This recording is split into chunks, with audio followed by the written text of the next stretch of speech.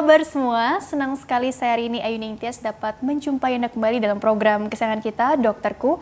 Disiarkan langsung dari studio El Sinta TV, 94,8 FM Fit Radio Bandung dan 95,7 FM Fit Radio Semarang. Seperti biasa, selama 1 jam ke depan kami akan menyajikan informasi seputar kesehatan Anda. Dan tema kita kali ini sangat menarik, yaitu mengenai deteksi dini lesi prakanker mulut rahim ya. Jadi bagi Anda yang ingin bertanya langsung, silakan di 021 2520 atau bisa juga kirim pertanyaan ke email kami di dokterku.elsinta@yahoo.co.id. Anda juga bisa mendownload aplikasi El Sinta Mobile di Play Store milik Anda tentunya. Dan hari ini kita kehadiran dengan narasumber kita, Dr. Putut Giri Saputro SPOG. Beliau adalah dokter spesialis kebidanan dan kandungan dari Rumah Sakit Islam Jakarta Pondok Kopi. Kita sapa dulu Dr. Putut nih ya, yang sudah hadir di samping saya tentunya. Assalamualaikum warahmatullahi wabarakatuh, Dr. Putut. Waalaikumsalam warahmatullahi wabarakatuh, Mbak Rini. Kabarnya bagaimana? Kabar baik, saya sama seperti Mbak Rini, baik. Alhamdulillah kabarnya baik begitu ya, dokter. Hari ini mau membahas seputar deteksi dini nih ya, lesi prakanker mulut rahim nih, dok. Nah, ini kan bicara tentang kanker mulut rahim tuh kanker serviks, dok. Kanker serviks dengan mulut rahim sama. Oke, nah ini kan kanker serviks, kanker payudara, itu kan bisa dibilang ini kan paling banyak gitu ya dijumpai di Indonesia dan paling banyak dialami oleh kaum perempuan tentunya ya, dok ya. Nah, ini terus terang nih bisa menjadi hal yang cukup menjadi momok yang menakutkan juga untuk kita semua, khususnya kaum perempuan gitu. Atau mungkin pasangan-pasangannya juga agak khawatir juga barangkali istrinya ini gitu ya, atau ibunya, kakaknya, adiknya yang perempuan ini punya faktor resiko juga gitu ya, dok ya. Nah, sebenarnya apa sih yang dimaksud dengan kanker mulut rahim? Apalagi di sini ada istilah lesi prakanker. Nah, ini bedanya apa dulu, dokter? Supaya kita jadi makin aware dulu, makin paham bedanya itu di mana. Silakan, dokter. Oh. Ya, terima kasih dokter. Mbak Rini ya. Bukan dokter loh. Soalnya pengetahuannya baik bagus ya. Amin ya Allah. Kalau kita bicara tentang definisi, berarti ya, pengertian apa sih kanker mulut rahim atau kanker serviks? Kanker mulut rahim itu berarti kanker primer dari mulut rahimnya. Kanker itu adalah perubahan sel-sel yang tidak normal berarti pada mulut rahim. Nah, seperti yang tadi sudah dibahas di awal sama Mbak Rini, memang dia angka kejadiannya cukup tinggi. Prevalensinya angka ya. Kesakitan, kematiannya cukup tinggi. Nah, bahkan data kita dalam 1 hari itu 30 wanita di Indonesia terdiagnosis kanker mulut rahim. Kemudian 20 wanita bisa meninggal dalam 1 hari karena kanker mulut rahim. Nah, kalau sudah kita tahu begitu, kanker mulut rahim ini suka ditemukan pada stadium lanjut, stadium akhir. Nah, cuman dia bisa dideteksi dini di awal. Nah, ditemukan pada stadium awal atau sebelum menuju ke kanker tersebut. Nah, ini yang disebut dengan lesi prakanker mulut rahim. Jadi kita temukan bisa menjadi kanker serviks atau tidak menjadi kanker serviks. Bisa jadi cikal bakal, tapi bisa juga enggak gitu. Iya, bisa jadi lesinya tetap segitu aja dia. Lesi prakankernya ini Nah, gitu jadi ya, dok. pra itu sebelum kanker. Soalnya kalau dilihat dari case atau kejadiannya, banyak yang datang dengan memang sudah stadiumnya ini yang berat, artinya udah ada komplikasi, ada penyebaran segala macam gitu ya, dok ya. Itu karena memang kurang aware atau bagaimana sih, atau memang karena di awal juga bisa dibilang tadi ya, kalau lesi ini ada gejala khasnya juga nggak sih, sehingga kalau ada keluhan kan logikanya perempuan ini atau ibu ini atau mbak ini gitu ya langsung periksa ke obgyn gitu ya, dok ya. Tapi kalau di awal nih bagaimana sih memang, dokter, perjalanan penyakitnya? Memang kalau di awal umumnya justru memang tidak bergejala, cuman kita memang harus waspadai keputihan. Putihannya berbau, berwarna, ya. Nah, kemudian gatal, tidak nyaman lah ya. Tapi kalau dia memang belum masuk ke kanker serviks, memang tidak terlalu signifikan gejalanya. Jadi bisa dibilang yang datang dengan kondisi tadi maaf ada keputihan abnormal atau misalnya perdarahan setelah berhubungan dengan pasangan gitu ya dok ya. Itu yang sudah memang sudah menjadi kanker yang stadiumnya udah agak berat begitu ya dok ya. Atau bagaimana ini maksudnya? Jadi sebenarnya yang lebih penting adalah menyadari faktor risiko. Faktor risiko yang bisa dikendalikan atau yang tidak bisa dikendalikan seperti apa di sini dok? Kita mulai dulu penyebabnya ya. Penyebabnya kanker serviks kan sebagian bukan cukup besar adalah infeksi dari virus human papillomavirus HPV kita singkatkan dengan mudahnya dengan infeksi virus HPV. Nah, infeksi virus HPV ini umumnya ditularkan melalui skin to skin. Jadi terutama hubungan seksual. Jadi setiap wanita pasti beresiko. Karena dia kemungkinan akan menikah, akan melakukan hubungan seksual. Nah, sekarang yang lebih berisiko lagi yang bagaimana? Yang berisiko lagi satu, dia berhubungan seksual usia dini. Kemudian hubungan seksual dengan berganti-ganti pasangan. Bergonta-ganti pasangan. Ya, nah itu resikonya lebih besar lagi. Atau mempunyai memang sudah ada sebelumnya infeksi menular seksual seperti HIV, AIDS, atau gonorrhea, atau sifilis. Jadi ada faktor resikonya juga itu yang cukup tinggi begitu ya dok ya? Kalau sudah tahu ada faktor resiko, maka pikirannya tadi kita deteksi dini dulu. Deteksi dini atau begitu ya? Sebenarnya pencegahan. Oke, jadi kalau dilihat dari penyebab, tadi si kanker mulut rahim atau si kanker serviks ini, tadi penyebabnya memang human papillomavirus begitu ya dok, yang tipe resiko tinggi begitu ya katakanlah seperti itu. Dan itu dilihat juga tadi faktor resiko dari perempuannya tersebut tadi ya, misalnya tadi maaf bergonta-ganti pasangan, tidak setia lah ibaratnya seperti itu ya dok ya. Atau mungkin jadi atau mungkin apalagi ya tadi ya habit-habit yang lain juga yang mungkin kurang sehat juga begitu ya dok ya. Atau mungkin juga tadi macam-macam sih ya dok ya, artinya ada yang bisa kita kendalikan atau ada yang memang bisa, ada yang tidak bisa gitu ya dok ya. Pentingnya tadi deteksi dini dokter katakan ya, untuk mengetahui ada lesi nggak sih bagi yang punya faktor resiko tinggi ini begitu ya. Jadi seperti apa tuh maksud dari deteksi dininya ini? Sebenarnya mudahnya ini keuntungan dengan kemajuan ilmu pengetahuan sekarang ya. Kanker serviks itu kita bisa temukan di awal. Jadi jangan sampai sudah kanker. Kalau kanker susah. Tapi kalau kita temukan di awal, kita bisa perbaiki di awal. Pencegahannya itu terdiri menjadi pencegahan primer dan sekunder. Nah, primer itu di awalnya adalah vaksinasi. Ya, jadi kita vaksinasi. Vaksin ya. Ya, nah, yang pencegahan sekundernya adalah tadi deteksi dini dengan pemeriksaan IVA, tes inspeksi visual asetat dengan asam cuka. Yang kedua dengan umum ya, dengan pap smear. Oke, jadi tadi pencegahan ada yang primer, ada yang sekunder. Jadi pada intinya tadi vaksin mulai usia 10 tahun ya dok ya?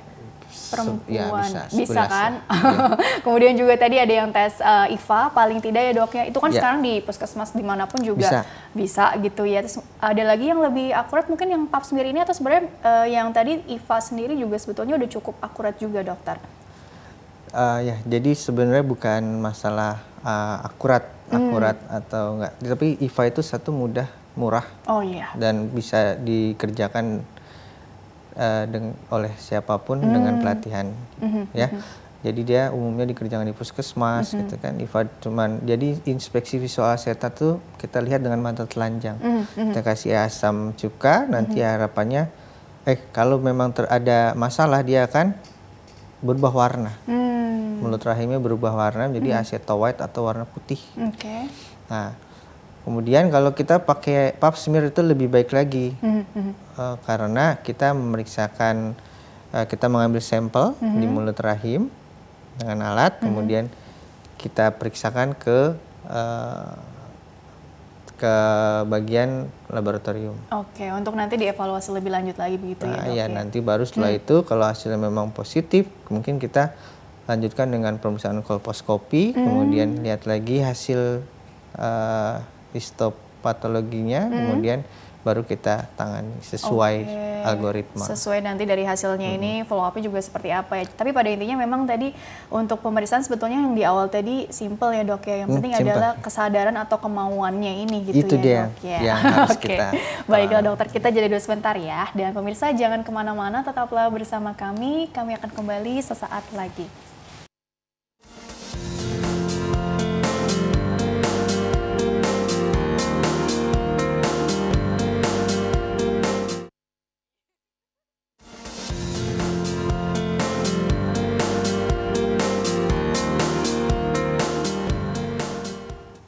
Ya pemirsa, terima kasih Anda masih bersama kami di program Dokterku. Masih membahas mengenai deteksi dini lesi prakanker mulut rahim bersama dengan Dr. Putut Giri Saputro SPOK. Beliau adalah dokter spesialis kebidanan dan kandungan di Rumah Sakit Islam Jakarta Pondokopi ya. Dan Dr. Putut lanjutkan kembali ya penjelasannya. Kali ini untuk lebih detail lagi akan ada slide. Langsung saja kalau begitu satu persatu ya disampaikan oleh dokter nanti ya. Coba. Slide pertama dulu tentang apa? Nah ini penjelasannya. Waduh, ini memang kanker leher rahim ya? Oh enggak, ini memang ini tidak masalah sih. Tidak masalah, ya. Tapi kok jadi gitu ya? Paling sering ini sering ditemukan pada stadium lanjut. Tadi saya sudah katakan diagnosisnya mudah dapat ditemukan pada stadium prakanker atau sebelum kanker menuju kanker. Coba slide. Dapat ditemukan seperti itu ya. Oke, slide selanjutnya lagi. Nah ini perjalanan alamiahnya, dia mulai yang normal yang paling atas tuh, kemudian dia terjadi displasia ringan, sedang, kemudian berat, dan masuk ke karsinoma in situ. Karsinoma itu kanker, baru terakhir kanker serviks ya. Tapi perjalanannya lama ya, sampai 3-17 tahun ya dok ya? Iya, itu paling cepat, tapi umumnya memang segitu ya. Yang penting itu screening, mencari awal masalah. Kalau deteksi dini itu lebih ke deteksi dini itu udah ada gejala begitu dok ya? Atau bagaimana? Kalau ada screening ya dok ya istilahnya dok? Iya, tadi yang penting itu faktor resikonya kita temukan. Faktor resiko. Kita jangan ragu untuk mencari tadi pencegahan primer, sekunder, vaksinasi dengan pemeriksaan. Artinya tadi yang udah pernah berhubungan seksual begitu ya, kemudian juga tadi gaya hidup yang seperti apa lagi yang mungkin bisa disampaikan? Ada yang faktor resiko tinggi atau yang bagaimana dokter yang lebih diwajibkan untuk screening atau apa nih? Faktor risikonya tadi dia aktif seksual, kemudian memang berganti-ganti pasangan, nggak harus nggak setia ya. Iya, langsung diralat sama dokter. Biasanya dicap nggak setia nih. Iya, tapi dia berganti-ganti pasangan,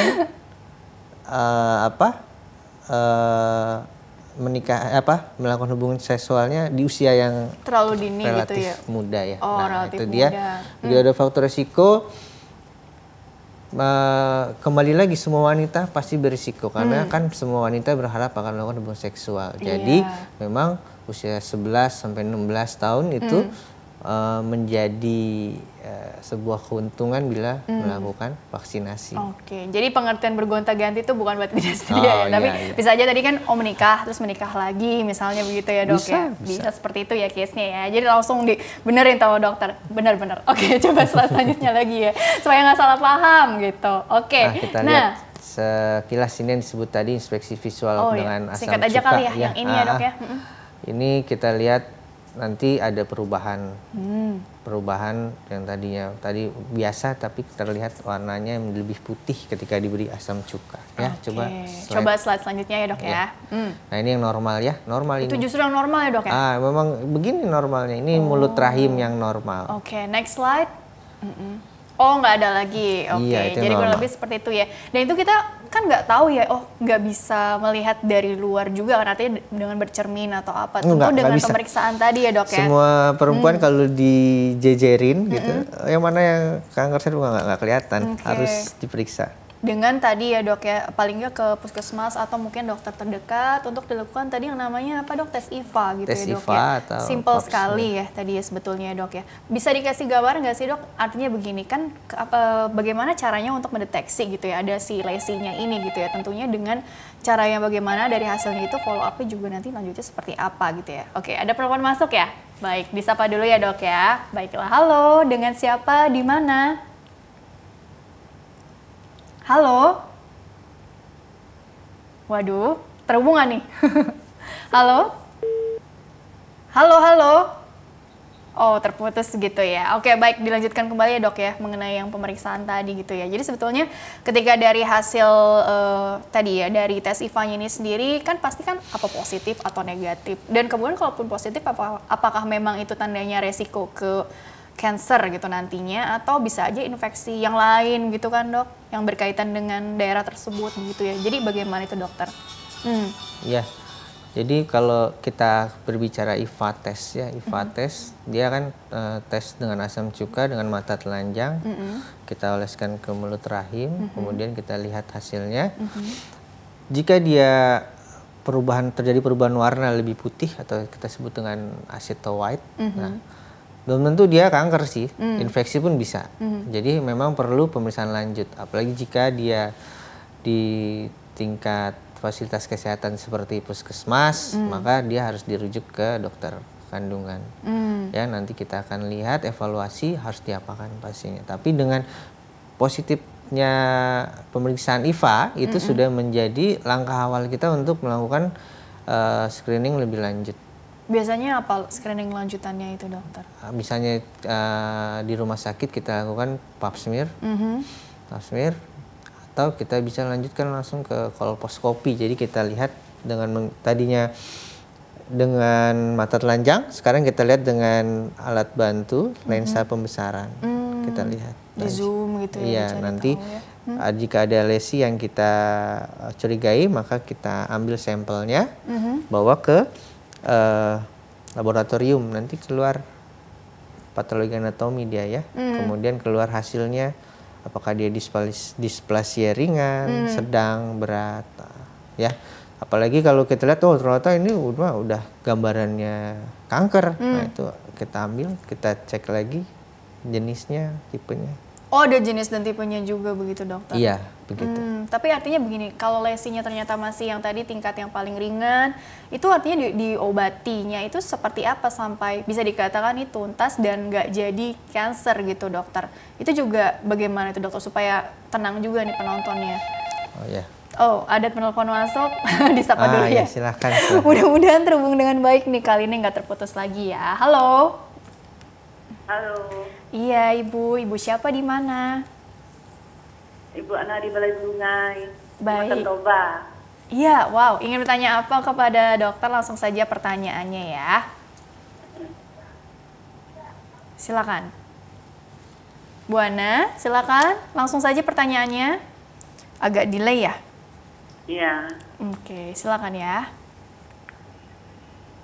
Gini dok. Ya Bu Ana. Saya tuh kan pernah tuh sakit perut. Kayaknya nusuk sampai di belakang. Bagaimana Bu?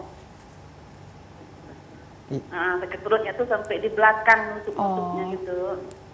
Sakit perut sampai artinya nyerinya ini dari depan sampai ke belakang gitu. Ibu Ana ini usia berapa nih? Ibu Ani ya? Ibu Ana usianya berapa Bu? Ini agak delay dong. 43. 43. Oke. Ada keluhan lain yang ingin disampaikan? Atau dokter ada yang ditanyakan selain usia supaya lebih detail lagi ya? Karena kan ini nyeri perut. Perutnya nyeri ya?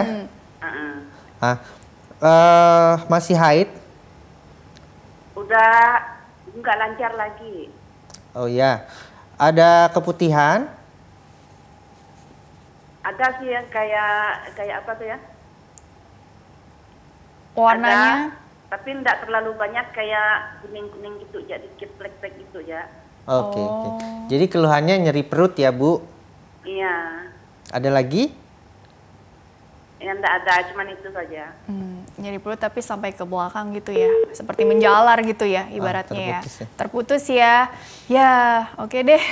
Berdasarkan data yang datanya udah ada Ibu dulu. Ana 43 tahun dengan nyeri perut yang menjalar ke belakang ya. gitu ya, menusuk-nusuk juga. Sebenarnya andai saya tahu apakah dia teraba benjolan di perutnya. Andai Ibu merasa ada benjolan di perut, nah itu juga harus diwaspadai. Keputihan yang berbau, warnanya juga tadi berwarna, nah itu juga harus menjadi kita waspadai. Saran saya memang karena memang cuma itu keluhannya ya, lebih baik memang harus dilakukan pemeriksaan USG. Di USG nanti kita lihat apakah ada masalah di rahimnya, apakah ada masalah di indung telurnya, ya. Nanti baru kita tentukan mau diapakan. Karena memang nyeri perut menjalar sampai ke belakang banyak. Siapa tahu bukan di objin juga ya dok. Makanya, yang terbaik sebenarnya datang ke dokternya, kemudian kita lakukan pemeriksaan USG. Oke, USG area perutnya dulu gitu ya. Ya, semoga membantu Bu Ana ya. Begitu ya. Jadi stepnya seperti itu dulu di awal ya. Tapi dokter, ini menarik ya dok. Sebetulnya kalau kita kembali lagi ke tema kita hari ini, tadi entah itu dia punya faktor resiko atau ada gejala atau enggak, usia ini juga jadi patokan untuk rutinitas untuk dilakukannya pap smear-nya juga atau enggak sih? Karena kan tadi kan dokter bertanya nih usia berapa, katakanlah juga si ibunya ini sudah menopause atau mungkin usianya udah 50-60 tahun ke atas, itu jadi sampai kapan sih perlu rutin dilakukan juga gitu. Jadi kriterianya juga bagaimana ya dok ya, supaya kita juga jadi jauh lebih paham juga nih untuk persiapan ke depannya barangkali. Ya, berbicara usia, usia memang termasuk faktor risiko juga. Beberapa literatur menyebutkan usia di atas 60 tahun dia risikonya lebih besar.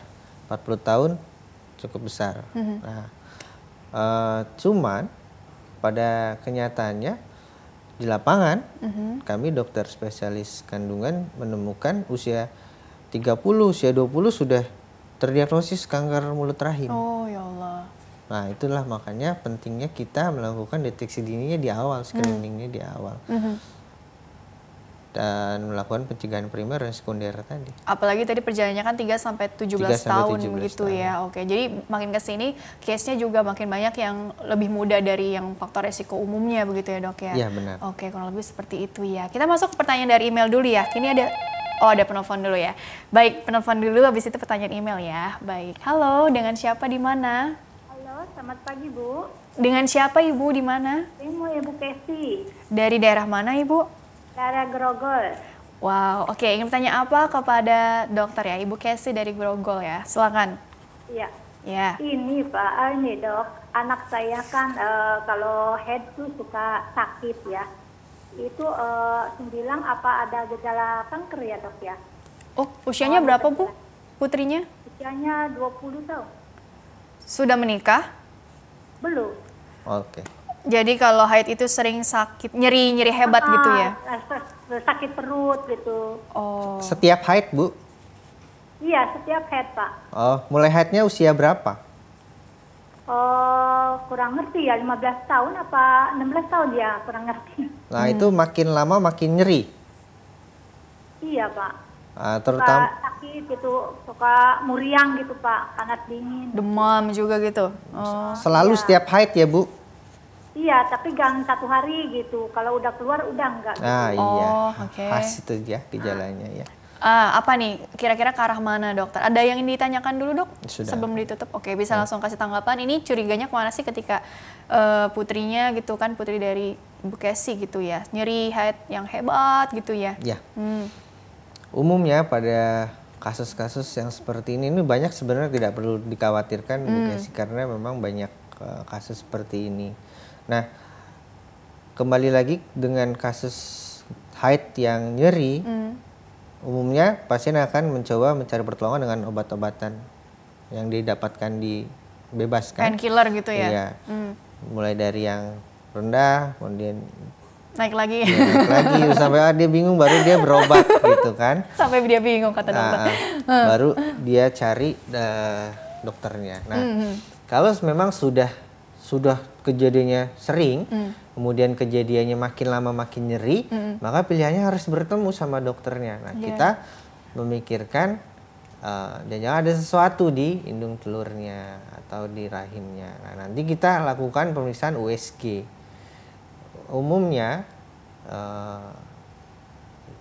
yang paling kita waspadai adalah jangan-jangan ada kista coklat atau endometriosis. Endometriosis ya. Itu umum sekali yang bikin nyeri.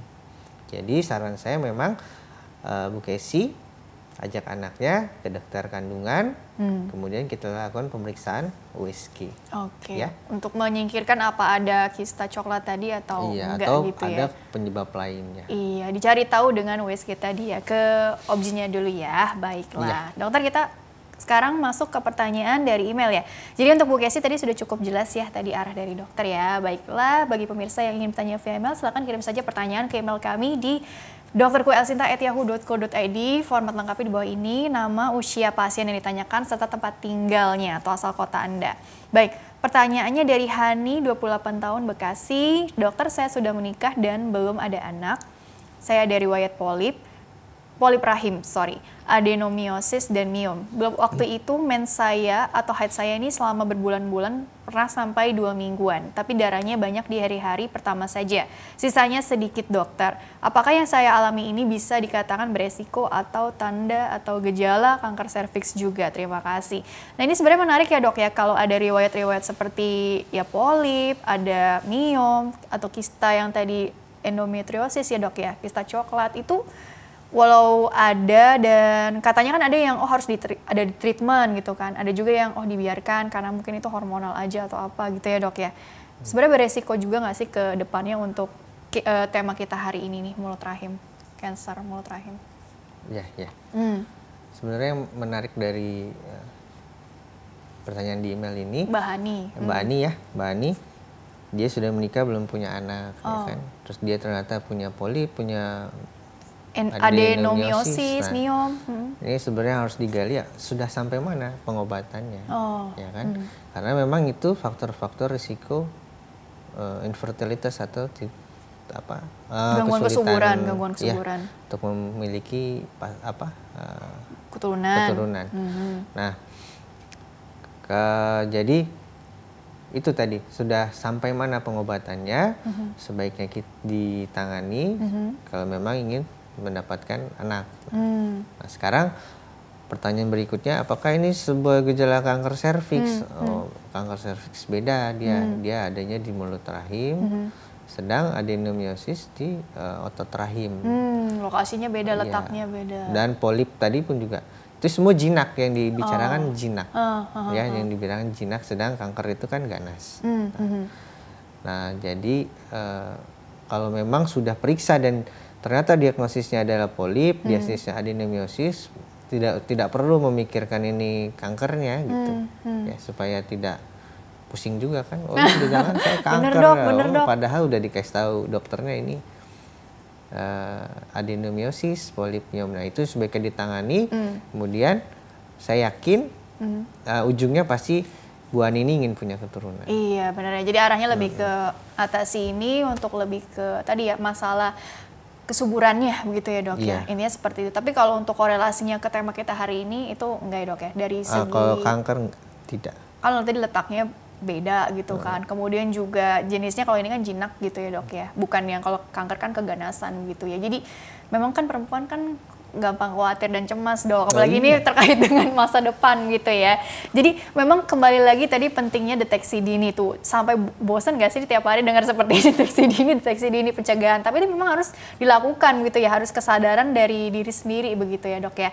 Nah, tadi balik lagi ada yang namanya pap smear juga. Tadi nih kalau hasilnya ternyata positif bagaimana, negatif juga diulangnya juga nanti kapan lagi, follow up-nya juga bagaimana. Apalagi kan tadi kan perjalanannya tuh panjang tuh, penyakitnya 3-17 tahun. Jadi untuk kedepannya langkah-langkah yang perlu diperhatikan juga bagaimana ya, Dok ya? Ya, jadi kami sepakat bahwa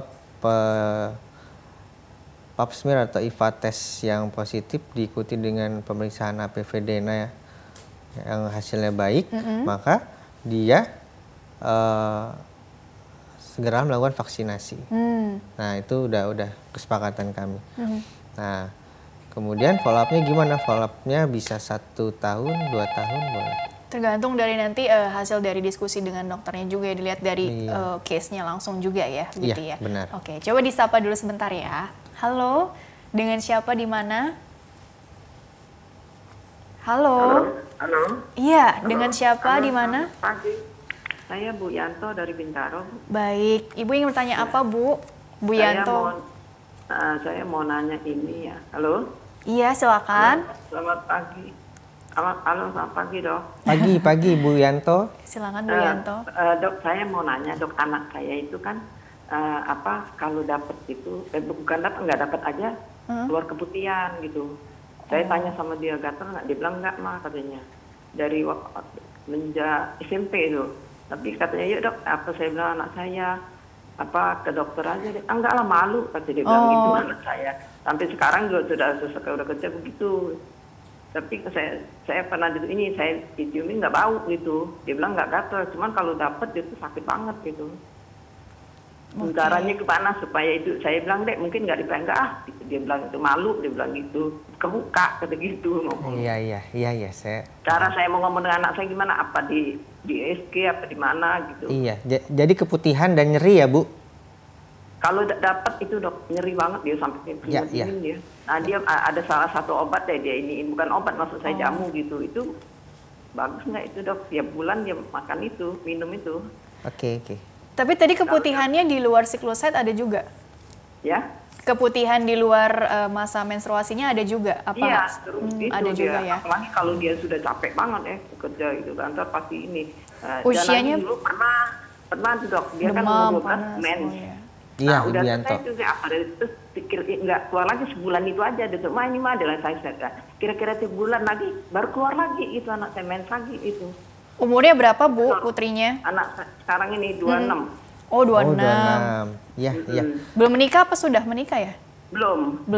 Oke. Baik, Nah, itu silakan. dia bilang malu dari dia sudah selesai kuliah apa itu, dia nggak mau, dia bilang Iya, enggak ya. katanya. Malu, risih ya, Iya. semuanya Iya, sih ya. dia bilang orangnya. Apa cari Caranya dokternya gimana? perempuan aja? Cara Oke. gimana? Apa saya bawa hasil dari ini saya Iya. bilang, udah deh apa? Kalau Iya. mama bawa catanya, mama ngomong ya, Dok ya. Nah, Oke. saya bawa hasil itu apa gimana? Iya. Iya. Pakaian dalamnya itu. Apa Ya. dari masalah higienitas, pemilihan pakaian dalam juga Oke, segala oke. macam. Iya, saya bilang gitu apa dia nggak mau, enggak lah katanya gitu. Oke, keputihan nih Dok ya, keputihan dan Ya. nyeri Iya. hebat saat Tapi nggak menstruasi. mau. Oke. Saya tanya dia nggak gatel katanya. Oke, baik. Oke, ya. Langsung saja dokter. Ya, Ya. silakan. Ya, terima kasih Bu Yanto. Tapi dengan ini saya menyadari bahwa ternyata ibu-ibu tuh ini ya perhatian sama anak-anaknya. Iya dong. Harus dong. Jadi keputihan itu sebenarnya ada yang disebut keputihan fisiologis. Fisiologis itu keputihan yang normal. Nah, yang normal itu yang gimana? Yang tidak berbau, yang tidak berwarna, tidak gatal. Nah, itu keputihan normal. Kenapa bisa ada keputihan? Keputihan kan karena perempuan punya hormon yang memang merangsang lendir serviks untuk lebih banyak. Nah, jadi seandainya keputihannya tidak gatal, tidak berbau, tidak berwarna, itu tidak perlu khawatir. Cuman jika mengganggu aktivitas, tidak nyaman, nah itu memang sebaiknya diperiksakan. Itu mengenai keputihannya. Nah, untuk nyeri hebat tadi sepertinya mirip sama yang pertama tadi. Iya, pertanyaan telepon Memang harus sebelumnya. dilakukan ultrasonografi, kemudian kita lihat rahimnya, kita lihat indung telurnya apakah ada masalah. Curiganya tadi, kalau ada kista atau tumor, kita sudah tahu dari awal, jangan sampai terlambat. Iya, begitu ya. Tapi memang ini PR-nya berarti memujuk putrinya untuk ke dokter tadi ya. Iya. Karena kan tadi ada perasaan risih atau apa. Tadi mungkin pelan-pelan ya nanti juga mau pasti ya. Kalau memang itu udah sangat mengganggu gitu ya dok, kan harus segera dicari tahu ke dokter ya. Mungkin dokternya tadi perempuan, cari tips dari aku gitu ya. Kalau memang risih gitu ya. Baik, kita jeda dulu sebentar, dilanjutkan nanti setelah segmen ini. Kita jeda dulu ya dok ya. Baiklah ya pemirsa, jangan kemana-mana, tetaplah bersama kami. Kami akan kembali sesaat lagi.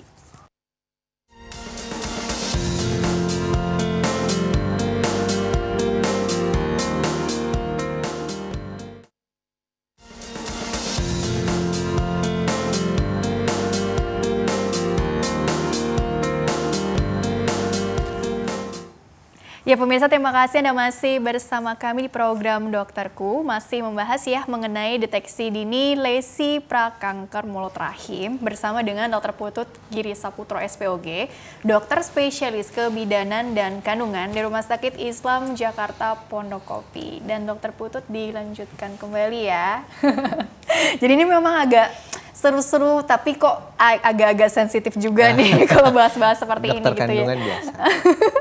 Begitu ya dok ya, karena tadi mendengar pertanyaan dari berbagai penelpon juga kan tadi, terus juga ada dari email juga gitu ya, jadi memang ini kan bikin cemas ya kaum perempuan gitu ya. Tadi orang tua juga sangat perhatian terhadap kesehatan putrinya gitu kan, kemudian juga pasangan juga tentunya juga kan harus lebih aware juga gitu ya, bantu mengingatkan juga kamu udah pap smear belum, atau mungkin tadi tes IVA belum gitu ya, atau paling tidak tadi vaksin gitu ya dok ya. Jadi sebenarnya untuk pencegahan primer atau sekunder dan lain-lain, termasuk juga pengendalian faktor resiko yang paling tidak nih ada habit yang bisa diubah juga nggak sih dok untuk menekan angka kejadian, angka kesakitan, seperti itu. Jadi barangkali kita lihat secara luas lagi seperti apa ini dokter, saran-sarannya juga ya. Ya Mbak Rini. Jadi tentang pencegahan ya, pencegahan primer, vaksinasi. Vaksinasi itu yang terbaik dilakukan justru di usia muda. Dikatakan bisa dimulai di usia 11 tahun. Nah, sebaiknya sebelum 16 tahun sudah divaksinasi. Kenapa sih seusia segitu lebih baik? Karena harusnya di usia segitu belum melakukan hubungan seksual. Berarti aman dari virus itu. Nah, kemudian vaksinasi, kalau masuk ke pencegahan sekundernya, lakukan pemeriksaan IVA, pap smear, temui dokternya. Nah, terus untuk faktor risiko, kita harus memberikan pengertian, ini menjadi tugas semua bersama, bahwa tidak boleh melakukan hubungan seksual yang terlalu dini. Berarti termasuk menikah ya, menikah muda. Terlalu muda maksudnya ya? Terlalu muda. Kalau muda beda ya. Berarti usia belasan tadi kan maksudnya kan ya? Pemerintah punya aturan usia. Ideal Ideal gitu. menikah. Atau minimal usia menikah. Seperti itu. Ya, terus yang pasti tidak berganti-ganti pasangan. Nah, kemudian pola hidup sehat, tidak merokok, kemudian olahraga, diet makanannya juga bagus. Nah, itu semua diharapkan dapat menghindari tadi faktor risiko untuk terjadinya kanker mulut rahim. Oke, apalagi tadi kan penyebabnya ini kan virus ya dok ya. Virusnya ini kan tadi mungkin aja bukan jadi kanker, tapi bisa jadi penyakit-penyakit kelamin yang lainnya tadi kan dokter katakan. Jadi kalau memang seperti itu juga ada baiknya juga seperti apa saran-saran dari dokter melihat faktor resiko juga tadi luas ya dok ya. Ya, jadi virus human papilloma virus ini dia memang terbagi menjadi dua tipe, onkogenik, yaitu tipe yang menyebabkan kanker, dan tipe yang non onkogenik. Nah, biasanya yang onkogenik itu tipe 16, 18, 45, 46, kemudian yang non onkogenik biasanya 6, 11, kemudian 42, 43, 44. Nah, itu kalau yang onkogenik umumnya yang sering menyebabkan karsinoma atau kanker mulut rahim adalah yang tipe 16, 18. Ya, kemudian tipe yang 6, 11 itu yang non onkogenik biasanya menjadi kutil kelamin atau kondiloma nama kita, ya. Jadi penyakit seperti bunga kembang kol itu.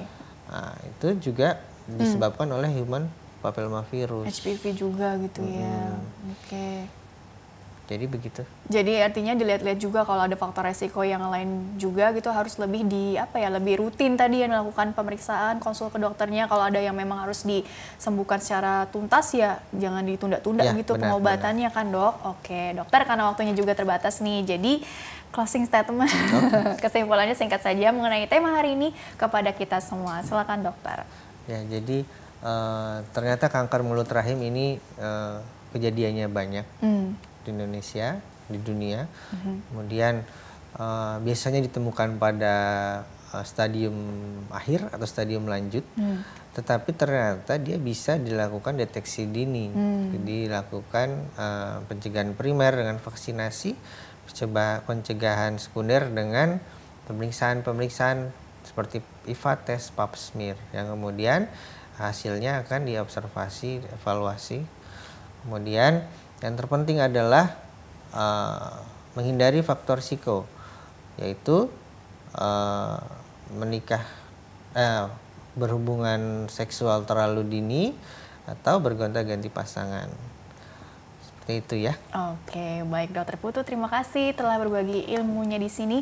Insya Allah membawa banyak manfaat. Amin. Untuk orang banyak, sukses dan berkah selalu untuk dokter ya. Terima kasih. Amin ya Allah. Dan pemirsa, terima kasih juga Anda telah mengikuti program ini. Saya Rini Ayuning Tias beserta seluruh kru yang bertugas mohon undur diri dari hadapan Anda. Terima kasih dan sampai jumpa.